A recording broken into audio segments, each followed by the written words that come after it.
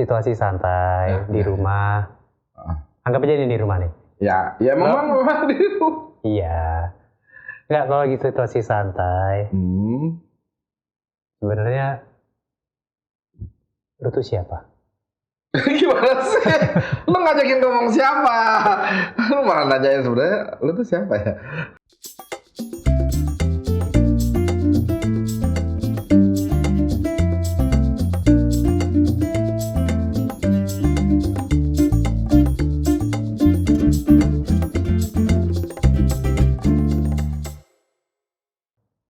Balik nyambung di channel ini masih bersama Tara. Nggak ada namanya. Namanya Tara. Halo Tara. Gimana? Dia Abram, gua Alam. Yes. Sebelah sana ada Ino, sebelah sana ada Satrio. Ya. Di luar ada Mas Tio. Nanti ada Mas Maulana sama Mas Danski. Tapi untuk urusan yang berbeda. Oke. So, hari ini kita ngebahas tentang kosong. Apa tuh kosong? Kosong itu adalah tidak ada apa-apa. Oke, kalau begitu kita close aja. Nggak ada ide, nggak ada apa-apa, just nongkrong aja di sini. Tapi jelas, ini susu ini adalah closing akhir tahun.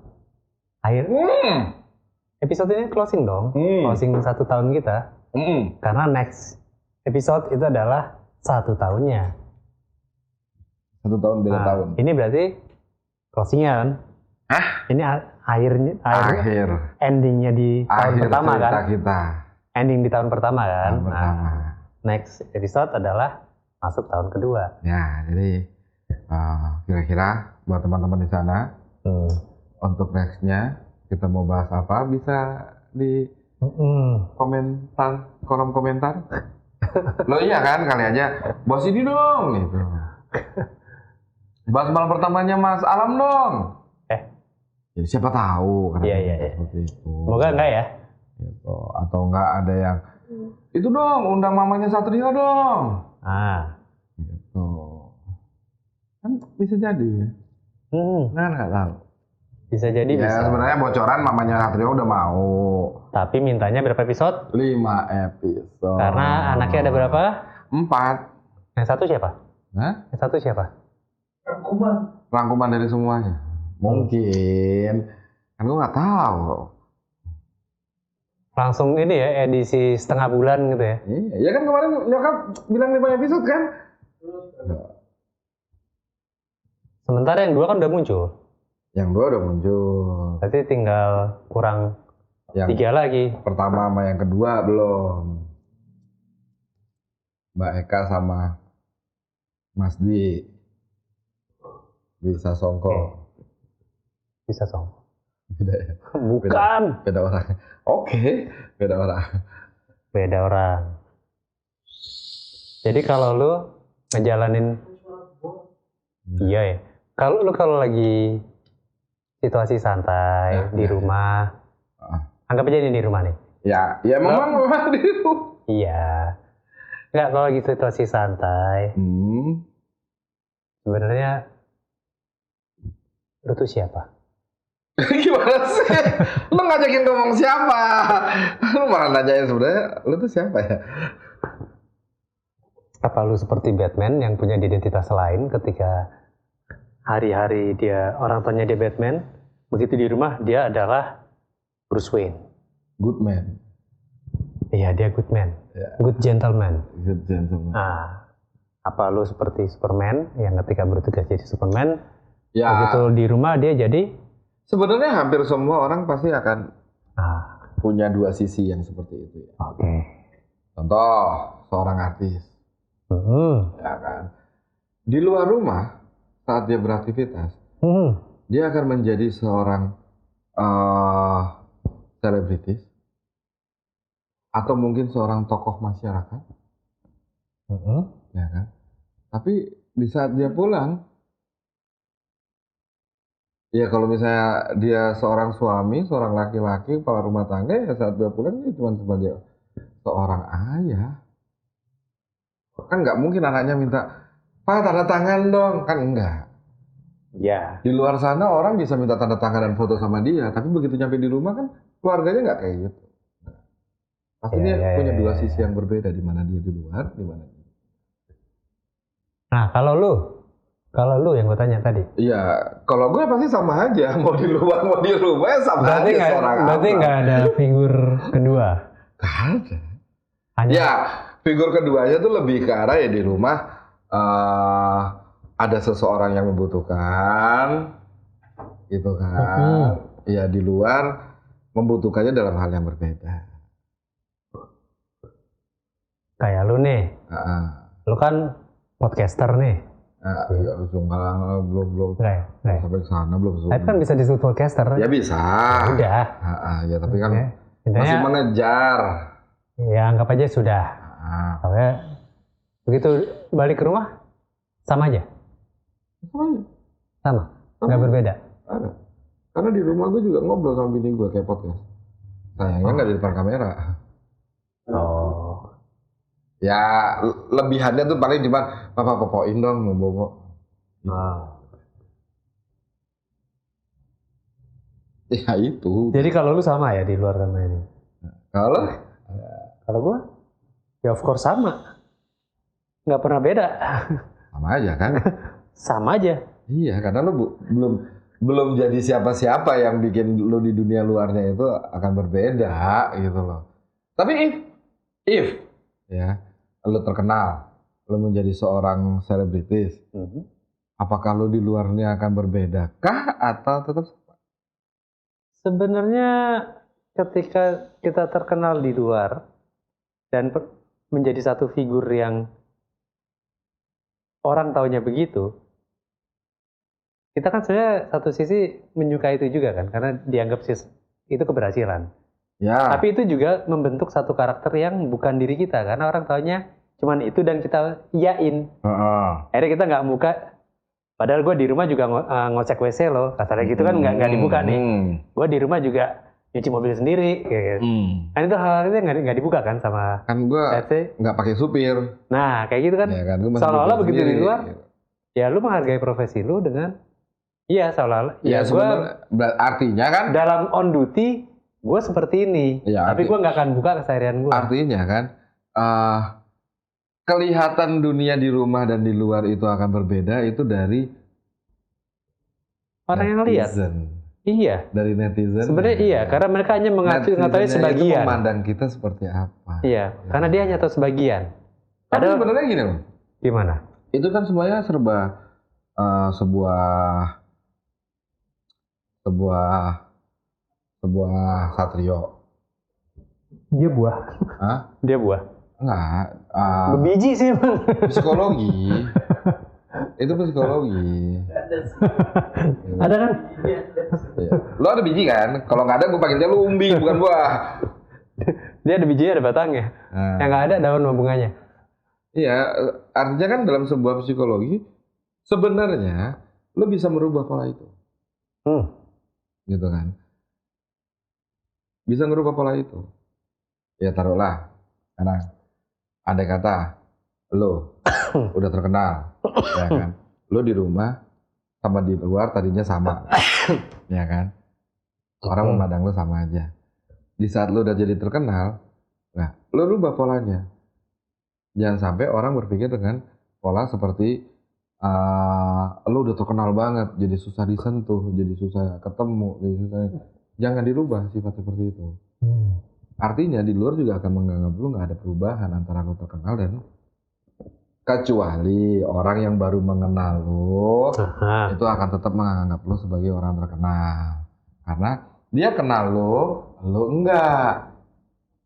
Tapi secara psikologinya di saat dia berusaha mendekati lo dan lo terima welcome nongkrong bareng sama lo akan jadi sama aja. Keseringan kan artis-artis dan selebritis yang terkenal ini nggak bisa merubah psikologi itu karena apa? Karena jamnya dia jadi terbatas di saat dia terkenal. harus syuting sini lah, syuting sana, hadirin inilah gitu. Akhirnya ada teman yang tadinya bilang, ketemuan dia nongkrong, ya aku lagi syuting di sini, akhirnya jadi nggak bisa. Tapi semua orang hanya mengenal versi dia yang terkenal tanpa mengetahui kesehariannya. Tapi mungkin buat tetangganya sama aja yang ngelihat kesehariannya, dia ngapain? Dia masih belanja kok ke pasar gitu. Iya, sama aja. Dia pulang, dia pakai. Dia pulang make upan, dia pulang gitu kan. pakai. Kalau misalnya dia cewek, dia masih nongkrong sama ibu-ibu komplek di gerobak sayur. Nah, lesnya kayak gitu kan. Bisa jadi gitu loh. Nah, begitu di rumah ya dia ada dasteran gitu kan. Lesnya kayak gitu kan. Atau enggak kalau misalnya dia cowok, dia masih pakai singletan kok nyuci mobil di garasinya. Nah, siapa tahu. Gitu. Tapi buat fansnya yang mengagumi sisi yang mereka kagumi, ya mereka hanya mau melihat itunya doang. Iya kan? Iya kan? Ya ibarat aja deh. Kayak lu sama Mbak El, ya kan? Kenapa? Orang banyak mengenal Mbak El sebagai seorang artis. Ya kan? Di lingkupnya. Ya kan? Dalam artian orang-orang yang nggak kesehariannya ini pasti akan berusaha untuk foto bareng dong. Benar nggak? Tapi kalau buat kayak kita, ada nggak yang tiba-tiba Mbak El kesini? Mbak El foto bareng dong. Awalnya doang. Gue nggak dari awal. Iya lu nggak. Tapi awalnya ada siapa ya? Nggak ada ya? Anak sekolah sini. Oh iya. Anak sekolahan ini yang minta foto bareng sama dia. Tapi kita yang teman-teman ini biasa aja kan, karena kita tahu kesehariannya kayak gimana dari awal gitu loh. Ya kan? Dari apalagi hitungannya udah temen ya udahlah gitu loh. Andai kata ntar kalau misalnya Mbak El ngumpul yuk, aduh gue susah gini-gini, ya karena kita udah tahu teman kita nih sibuk, udah. Gitu. Tapi buat orang yang nggak tahu kan pasti akan ngeliat, dia udah terkenal nih susah nih. Tapi itu ada itu ada sindrom itu di situ. Ada sindrom. Kalau sindromnya kan balik ke orangnya ini. Sindrom ini, apa tuh? Sindrom panggung. Ya, buat kepribadian orang itu sendiri kan. Lu jadi satu orang penting di satu tempat, di satu acara ya. Di acara tersebut, lu kan dijaga ya. Karena lu kasarannya salah satu pemain intinya di situ. Ya nggak usah dalam bidang keartisan lah. Nggak usah, dalam apapun itu. Dalam sebuah perusahaan misalnya lu udah menjadi seorang direktur. Lu CEO. Ya ketika lu lagi rapat, lu di situ orang yang paling penting salah satunya. Lu pasti orang lain ada jarak, ada segannya, ada sungkannya karena ini. Dan itu kan sama sebenarnya. Kayak satu sosok panggung. Jadi gini. Kayak panggung tersendiri dong buat dia kan. Jadi sebenarnya ya gue bukannya gimana ya, tapi gue pernah di posisi itu. Gimana lo? Menjadi orang yang penting di perusahaan. Oke. Gitu kan. Jadi untuk merubah sebuah pandangan orang itu sebenarnya sederhana. Balik lagi ke yang tadi gue bilang, psikologis.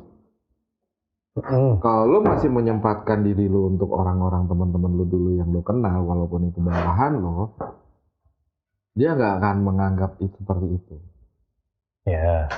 Gitu loh. Dulu gue waktu menjabat punya jabatan, bahan-bahan gue nggak yang misalnya taruhlah ambil contoh yang paling bawah, OB, driver. Gue nggak membatasi lo OB sekarang jangan nongkrong sama gue, enggak. Gue tetap nongkrong di warung. Atau kalau OB-nya mau batasin, lu jangan nongkrong sama gue. Apaan? Gue OB nih. Iya kalau dibatasin. OB-nya yang batasin nggak mau. Pernah gue kayak gitu. Jangan nongkrong sama gue lo. OB gue, ya kan, malah ngejauh karena nggak enak. Enggak, bukan ngejauh karena enak, tapi karena dia sombong. Ya kalau itu mah urusan dia, bodo amat. Gue OB nih, lu nggak level sama gue, lu kagak jadi OB, lu nongkrong sama gue. Enggak, gue ada OB yang karena nggak enak, gue nongkrong di situ, akhirnya menjauh gitu kan, nongkrongnya di warung yang lain, itu malah gue marahin. Lu ngapain pindah warung? Ya. Cuma perkara gue udah jadi manajer atau seorang direktur atau apa, terus lu jadi nggak enak gue nongkrong di sini. Nah, itu malah gue panggil sini lah justru, itu nongkrong bareng-bareng di sini. Gitu. Karena gue ngerasa gue berawal dari situ juga. Iya, itu kan dari tongkrongan itu juga. Tapi kan buat kita yang gini ya, akhirnya buat kita yang tahu keseharian dan peran di masyarakat, entah itu yang dia dipandang sebagai sosok apa, mau artis, apapun jabatan tertentu, sebenarnya kan buat yang udah tahu. Iya, paling perbedaannya yang gue lakukan pada waktu itu, ya apa kan? Di saat gue masih satu ya selevel lah, gue karyawan biasa, dia OB. Perbedaannya adalah di saat pada waktu itu kita masih bayar masing-masing, sekarang gue yang bayarin. Ya, karena lo ada rezeki lebih. Iya, lebih kayak gitu aja. Ya. Gitu loh. Gue tahu gaji lo berapa. Masa gue nongkrong di sini kita bayar masing-masing, gue bayarin aja sekalian. Prinsipnya seperti itu. Ya mungkin kita harus melepas data itu artis, seleb, tapi intinya itu adalah sindrom ini ya. Kalau kita nggak biasa aja, itu kayak sindrom sosok penting, sindrom terkenal lah katanya. Sindrom. Ya, lu sebagai orang yang apa ya? Ya dikenal, berkedudukan, nggak tahu gitu. Yang terkenal aja. Lebih, gitu kan, dengan posisi yang enak, gitu kan. Tapi misalkan ini orang terkenal, tapi terkenalnya sebagai OB. Banyak. Sayuti contohnya. Naik kelas nggak dia? Naik kelas nggak? Iya naik kelas. Naik kelas kan? Naik kelas. Sebagai OB terkenal. Iya, Sayuti kan OB terkenal. Siapa yang nggak kenal Sayuti? Ayo. Tapi udah pasti dia nggak jadi OB lagi dong. Masih, kalau misalnya emang masih ada tuh sitkomnya. Dia masih pemain utamanya sebagai OB. Ya, itu sih gue tahu. Iya, terkenal berarti kan? Tapi kan peran. Tapi kan tetap jadi OB. Tapi beda dengan yang gue maksud. Oke. Misalnya. Kunci apa tuh? Ini orang tukang sapu, tapi dia terkenal. Karena dia punya 101 jurus nyapu, gitu. 101 jurusnya. Dari kiri kanan, combo kiri kanan atas bawah kayak gitu. Itu yang ininya maju mundur, tapi itu tekan yang warna hijau ya. Iya, terus tahu dia satu area tuh dari jauh bersih semua gitu. Ya. Akhirnya terkenal. Tapi status dia tetap tukang sapu gitu. Iya. Tapi gue pernah sih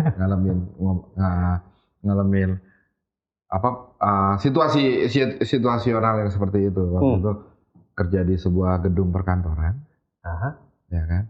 Itu tuh ada bahasan di antara kita tuh, di antara karyawan di situ. Lo kenal nggak si Jafar ini? Jafar siapa? Yang OB. Jafar. OB kita kan namanya bukan Jafar. Enggak, OB-nya PT ini. Itu dia lincah banget loh. Jadi dia udah ngapalin tiap karyawannya mau makan apa, biasanya apa, datang itu harus disediain apa sama si karyawan ini. Itu dia udah nyediain masing-masing. Jadi contohnya kayak lu, Bram. Lu di saat lu datang biasanya lu hari itu butuh 1 bungkus rokok ini gitu kan, sama minum lo kopi ini. Itu udah akan disediain di saat udah ada di checklistnya dia. Iya, di saat lu datang kelihatan nama dia, bapak ini udah datang, langsung bikinin. Iya, dia lebih kayak anak event ya. Jadi tanpa disuruh itu akan datang. Gitu kan. Itu mereka punya checklist riders ya. Iya, terus habis itu gue bilang sama dia, lah serius, waktu itu kan gue part of owner di perusahaan itu kan. Terus gue bilang, ya udah apa kita hire aja si Jafar buat nambahin OP kita. Coba kurang terkenal gimana coba si Jafar itu. Karena satu gedung perkantoran tuh karena kualitasnya. Ya kan maksudnya yang seperti itu kan. Iya. Ya kayak gitu loh. Ya, tapi kan bukan berarti dia jadi seleb. Enggak. Kan dia tetap jadi OB, dia nggak jadi. Ya iya kan. Jadi tetap di posisi yang sama. Iya. Ya kan, paling lu pindah ke kantor gua berani nggak gaji lu lebih besar di kantor yang lama. Paling kan gitu. Tapi kan secara posisi tetap OB. Sama. Iya, tetap sebagai OB. Dari penghasilan ya otomatis beda. Itu kan ibaratnya kayak bini gua kan ngomong, waktu manajernya dia lagi berselisih sama manajernya, manajernya bilang ini mah ya apa kurang kompak sama gua karena lu ngejar jabatan gua sebagai manajer. Nah bini gua kan bukan gitu orangnya. Mau manajernya gimana kek? Andai kata manajernya nggak ada terus gua ditawarin jadi manajer, itu udah pasti ditolak sama bini gua. Yang akan diterima apa? Posisi dia yang sama tapi gajinya yang beda. Itu akan diterima. Gitu loh. Bukan ngejar jabatan, apa arti jabatan tanpa pekerjaan? Oke. Gitu loh. Tapi berarti gini ya, kalau kita simpulin ya, itu lebih ke di situasi apapun sebenarnya orang tuh nggak perlu jadi dua sisi ya. Hanya cukup jadi diri sendiri. Apapun jabatan, peran, atau seberapa penting lu di satu tempat, dan itu nggak harus lu jadi berbeda dengan di rumah. Nggak dong. Harus sama. Karena dari kita ngelihat dari sisi manusianya adalah sama aja. Karena di saat lu berbeda, ya lu apa bedanya sama seorang superhero yang pakai topeng? Itu ya sebuah topeng, Mas. Iya. Gitu loh. Kayak Batman. Kalau dia mau dianggap sama di luar sama di rumah, ya dia keluar nggak pakai topeng, Mas. Jadi orang tahu pas keluar, nih gua Batman, lu mah Bruce Wayne. Sama aja jadinya. Benar nggak? Betul. Iya kan? Jadi jangan sampai kena sindrom terkenal ya. Ya, jangan jadi sindrom penting atau jabatan apapun itu yang membuat lo akhirnya malah hidup dengan topeng. Ya, karena secara manusianya lo hanya sama-sama manusia. Nah, soalnya bukan gimana, hidup dengan topeng itu nggak enak. Kenapa? Karena capek. Copot pasang. Lebih ke arah ini capek menutupi diri sendiri. Bayangin, kita pakai masker aja udah capek, apalagi pakai topeng. Iya, bayangkan satu muka. Pakai masker aja harus ganti-ganti terus. Topeng kagak boleh ganti lagi. Berapa lama kotor lo? Iya. Pas lagi mau pakai misalnya udah setahun nih pakai topeng itu, pas mau pakai asem. Ya kan? Oke. Jadi poinnya itu ya. Seterkenal apapun lo, jadilah diri lo. Jadilah diri lo, dan apa fungsinya lo terkenal kalau lo nggak kenal sama tetangga lo? Ya, tetap nyambung di channel ini. Sama gue Abraham, dia. Oke. Salam manusia.